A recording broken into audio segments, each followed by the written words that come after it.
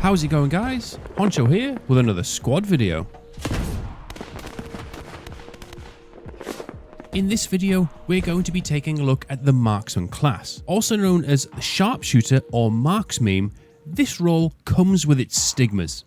What generally happens with this class is it seems to attract a lot of the newer player base, and I can understand why. Squad maps are generally a lot larger than any FPS maps people have played on before, so people generally want the largest magnification optic as possible with a hard-hitting rifle to boot. Unfortunately, it's a bit like moths to a flame. These guns aren't as easy or straightforward to use as you'd think. The muzzle velocity for a marksman round is slower in squad than a normal rifle round. A lot of people don't realise this, and this is the main reason why a lot of people miss their shots. Another mistake is people generally get set up in one location, spaff off a load of shots, draw a lot of attention to themselves, or somehow end up over a kilometre away from the nearest player or objective. And I know you just laughed because we've all seen it.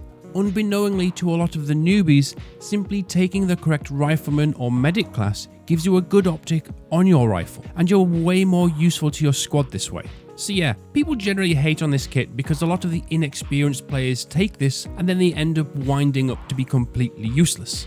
But let's say you have a good grasp of the game already, or you simply just want to learn how to be a better marksman, well, you've come to the right place, because by the end of this video, you will be the first of a new wave of player who will be taking the meme out of Marksmeme.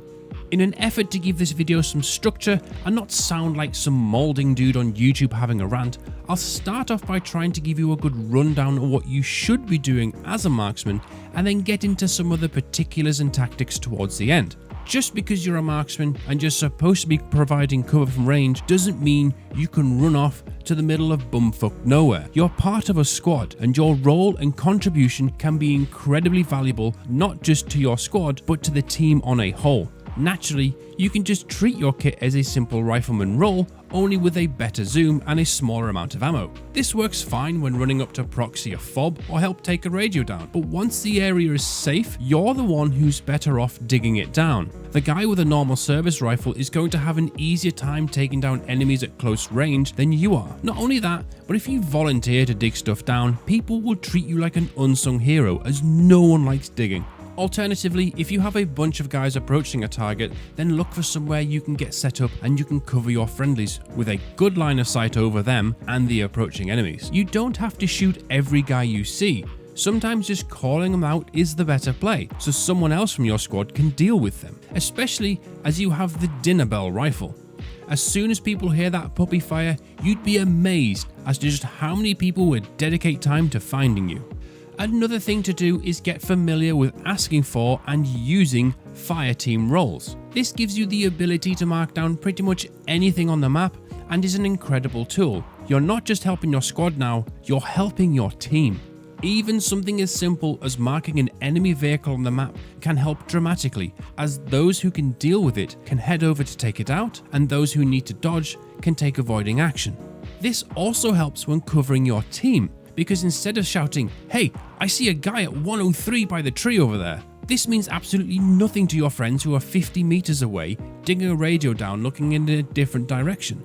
Instead, you can simply hit U on your keyboard and say, "Hey, I just spotted someone on Bravo mark." This prompts your squaddies to open their map quickly, and they immediately know which direction to look. Bottom line with this kit, just because your rifle can shoot up to 1,000 meters doesn't mean you should.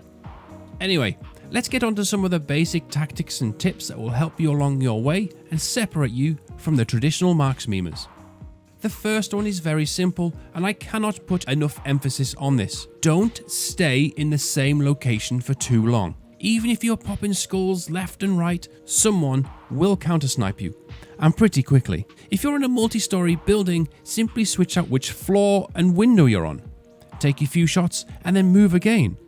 After a few more shots, change building. As I mentioned earlier, people will descend on you, and they will do so very quickly. Whilst we're on the topic of being in buildings, a very common mistake people make myself included at times, is to set our bipods up on the window frames. Yes, it makes it easier for you to fire upon targets, but what you probably don't realize though is it makes it much easier for you to be taken out, especially from angles you don't realize. Whilst you feel you are enclosed by the window frame, if you were to see yourself outside in third person, you'd be amazed at just how much of your body is protruding. So what you want to do is set yourself further back in the room, especially if it's a bit darker. This makes it a lot harder to see you and a lot harder to find you, especially when people are scanning windows looking for you.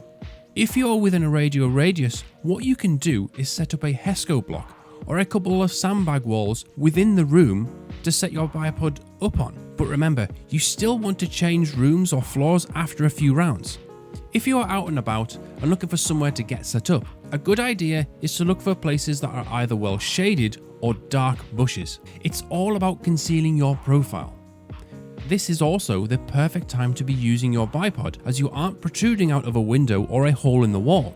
Pick places that have quite a few options so you can switch out which bush or dark spot you're hiding in, but make sure to be listening out for footsteps, because someone will be right behind you ready to knife you without you realizing. Another handy tip is don't stay zoomed in all the time. You need to be able to use as much of your peripheral vision as possible to spot movement. You'd be amazed as to how much you miss if you stay zoomed in all of the time. This is essentially the equivalent of real marksmen keeping both of their eyes open when looking down the optic, one looking down the target and one scanning the area nearby to see if anyone's close.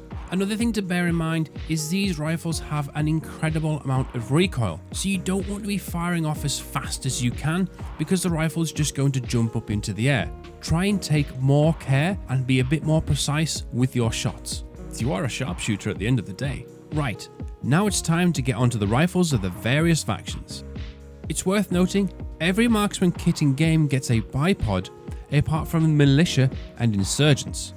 Both militia and insurgents gets an SVD, but this is a classic one. Their SVD uses the old 10-round box magazines and the PSO-1 optic, which gives a 4x magnification that can be ranged up to a maximum of 1000 meters. You can also range find using the Starger in the optic, which is set for infantry and works accurately. Click the link on screen now to learn more about Stargeometric rangefinding, or in the description down below at the end of the video. Insurgent Sniper class is the classic Mosin paired up with the PU-1 optic, which gives you a 3.5x magnification. Due to the optic blocking where you would traditionally put in the stripper clip, you have to manually load each round in through the top, so keep this in mind in a tight situation.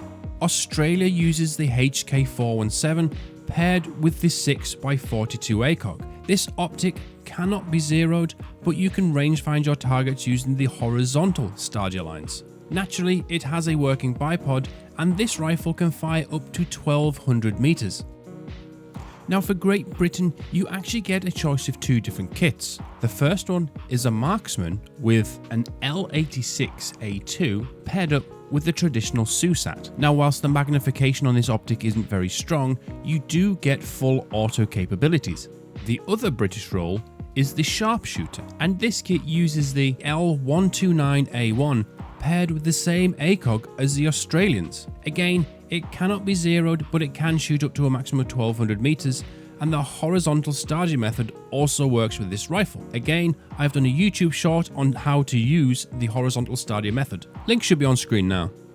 Canada uses the C14 Timberwolf. This is probably the loudest rifle within squad and probably the most fought over. It is paired up with a Schmidt and Bender 5-25x56 scope that is zeroed to 200 meters. Remember, 200, not 100, and it can be ranged up to 1000 meters. Also, a quick note about this bipod, you can literally grow a beard in the time it takes to deploy. This is also the hardest hitting rifle in game. It will one-tap your enemy no matter where you hit them. Middle Eastern Alliance uses the G3 SG1 with a 6x magnification optic and a maximum range of 600 meters. Whilst this one is a bit more limited than the other marksman kits, this one is my personal favourite, especially for those smaller maps like Mutahar and Kora. It has an integrated bipod and a 20-round magazine. Now, Russia used to use the same SVD as militia and insurgents, but a good few updates ago, they got themselves a new marksman rifle. This was the SVD-M. Unlike the regular SVD, the SVD-M has a 20-round magazine and uses the 1P88 8x scope. This can be ranged up to 1,000 meters. The optic increases in 50-meter increments and also has a Stadia that is calibrated for infantry and has a working integrated bipod. The US Army uses the M110 SAS, running a 6x scope. It is 0 to 100 meters and increases in 100-meter increments with a maximum effective range of 1,000 meters. And finally, the United States Marine Corps uses the M38 DMR with a 2.5 to 8 by 36 optic, 0 at 100 meters and again increases in 100-meter increments. Every marksman and sniper kit also gets a service pistol and knife, which can come in handy. If you sneak up on an enemy, it's much quieter to take them down using these than firing your extremely loud DMR. But it can also be useful in close quarters situations, especially if you're using a bolt-action sniper rifle. And the last key bit of your kit is your binoculars. These generally have a stronger magnification than your rifle's optic, and they have a much clearer Stadia rangefinder, which is calibrated to infantry. I also just want to mention that watchtowers and HESCO bunkers are also a great place to get set up when defending an objective. But again, staying in these too long can be your demise. When using these kits, there's nothing sweeter than picking out those headshots. It also leaves enemies with a shorter bleed out time too. But there's no shame in going for body shots, especially as most people instantly prone out once you clip them. And there we have it. I hope you guys have learned a few things from this video and we can start taking steps towards taking the meme out of Marksmeme.